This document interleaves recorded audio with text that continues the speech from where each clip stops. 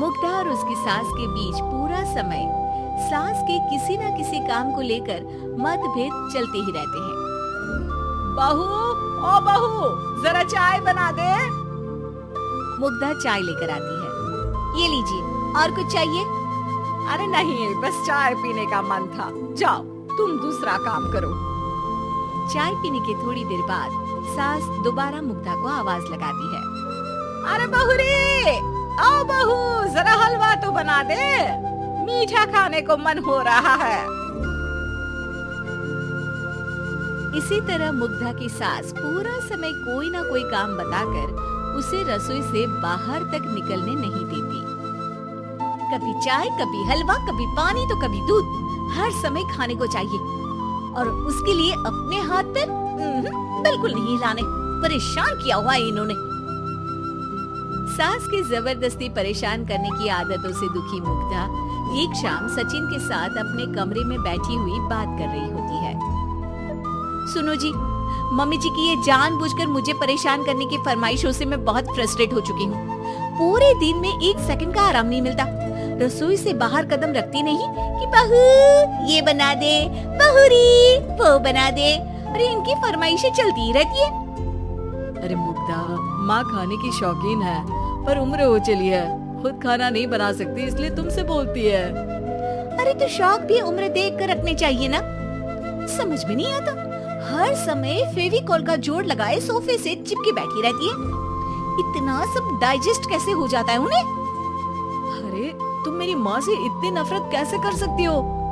मैं उनसे नफरत नहीं करती जी, बस परेशान हूँ। जहाँ मुग्धा अपने पति से ये सब बोल रही होती है, वहीं उसकी सास भी कमरे के बाहर दरवाजे से कान लगाए सारी बातें सुन रही होती है और अगली दोपहर रसोई में मुग्धा के पास जाती है। बहू, आज ना मेरा कुछ मसालेदार खाने का मन है। तो चाय बना दूं? मुझे बहुत पसंद है। अरे ना, ऐसा कर लिट्टी चोखा बना ले।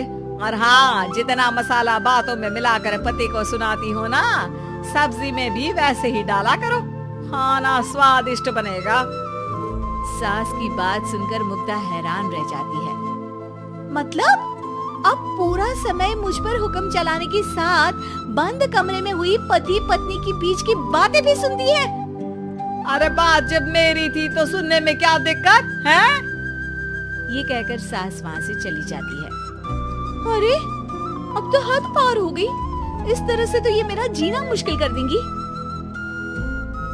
मुग्धा सास की हरकतों से परेशान उसका हल सोचने लगती है और इसी तरह कुछ दिन बीत जाते हैं जिसमें सास का जन्मदिन आता है।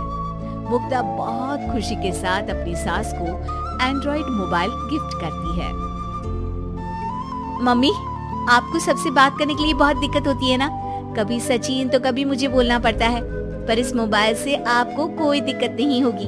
एक जगह बैठे बैठे बहुत कुछ कर सकती हैं अब आप। मोबाइल देख सासू माँ खुश हो जाती है, पर उसे इस्तेमाल करना तो आता नहीं, इसलिए साइड में रख देती है। जिसे देख मुग्धा घर का सारा काम छोड़ मोबाइल सेट कर सास को इस्तेमाल करना सिखाने लगती है, जिसके बाद अब सास पूरा समय मोबाइल में ही लगी रहती है। हाय, जब से मम्मी को मोबाइल मिला है मेरी लाइफ में कितनी शांति आई है।